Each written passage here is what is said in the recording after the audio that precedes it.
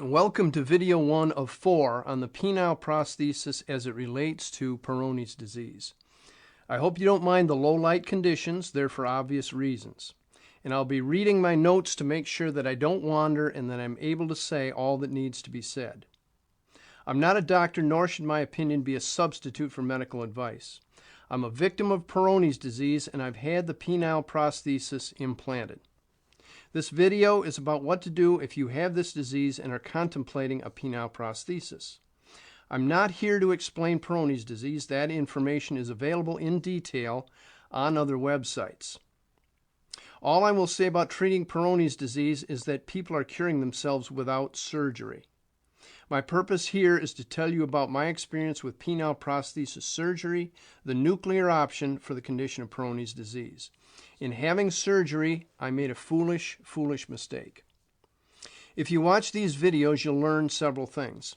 First, to my knowledge, there are no adverse testimonials to penile prosthesis surgery. Those who have had a bad experience with the surgery simply do not make testimonials. Someone who has not had a good experience wants nothing to do with a testimonial. They're sick and tired of the whole experience. Testimonials are put on at the request of doctors and their offices. They do not include the person who has had his prosthesis removed or is dissatisfied with it. 2.5 years ago, I had penile prosthesis surgery. I'm one person who wishes he never had this operation. In fact, I would give anything, all of my possessions, if I could undo the whole experience. Going into this surgery, I was healthy and never took medication. I slept a sound 8 hours every night. I never had depression. Rarely, if ever, did I see a doctor. I now have tinnitus, likely from the heavy medication I was given during surgery. Tinnitus is an incurable malfunction in the hearing system. I also have insomnia from the tinnitus, rarely sleeping more than 5 or 6 hours a night. I also have developed, since the surgery, a thing called dermatographitis, a skin disorder caused by an overactive immune response system. Every day I have patches of spontaneous rash from my scalp to my toes. This is also incurable. I also suffer headaches. My penis is shorter by almost an inch due to this surgery and sits at a 45-degree angle where before there was no angle. My Peyronie's disease was an upward curve.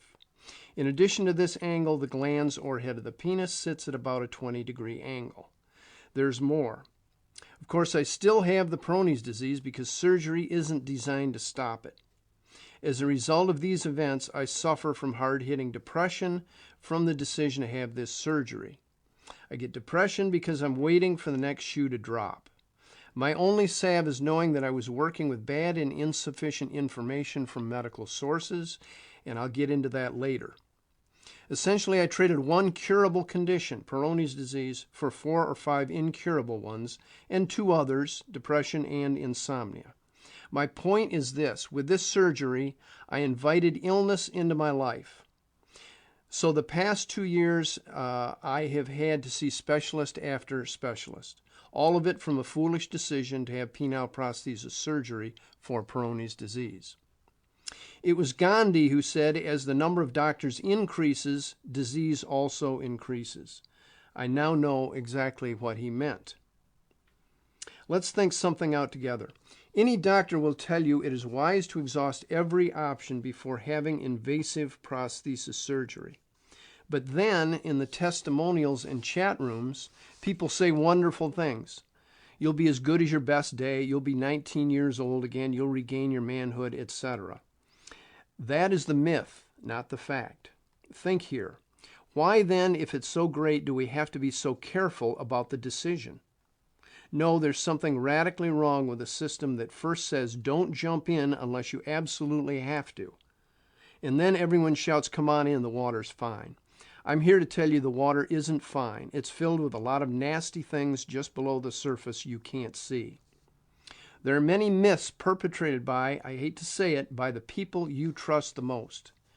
I'm here to tell you to look hard before you leap. A main problem in deciding about prosthesis surgery is that it's so private. Other than the doctor-sponsored testimonials, there is no one to talk to, nor will the urologist surgeon volunteer anything that will dissuade you from surgery. So it's very difficult to find an honest broker who will give you both sides of the issue. Your urologist or surgeon cannot be an honest broker because this is how he makes his living, how he earns his money, and how he makes this so-called contribution to society. Asking a urologist surgeon about prosthesis surgery is no different than asking a car salesman if you need a new car. This has been my experience. For instance, there are clinics in Indiana and Florida devoted to curing this Peyronie's disease with natural methods, and people are doing just that. Don't expect to hear about these clinics from your physician. You're purely on your own in finding alternative methods of cure. Right away, I want to emphasize this point. There are alternative ways of totally curing Peyronie's disease out there. You just have to wade through the deception to find them. And a lot of that comes from those who do the prosthesis surgery. If you look in the right places, you'll find your cure for Peyronie's disease, but it's not found in a medical doctor's office. If you're thinking of getting this surgery for reasons other than Peyronie's disease, that is your choice. But you should know all the crucial questions and answers before making this decision. I understand that the website www.pdselfcure.com has these questions and their answers listed free of charge for your information. It's my own opinion that this surgery is not for Peyronie's disease sufferers because it is not a cure for it. It only deals with the symptoms and not for very long. Most people don't know this, but should you have prosthesis surgery, your Peyronie's will continue as it did before the surgery. On what basis would it stop? It will probably get worse because of the injury to the penis. This is another thing I didn't know before surgery, but it is something I am experiencing. I'm just a guy who got it wrong, and I'm going to show you how I failed so that you can avoid the traps that I found. If you watch these segments, you will be better informed and better able to make a fully informed decision, something your doctor would encourage, right?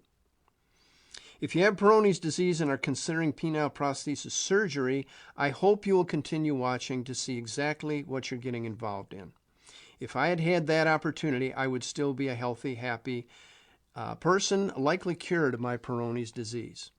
Let my experience be your education.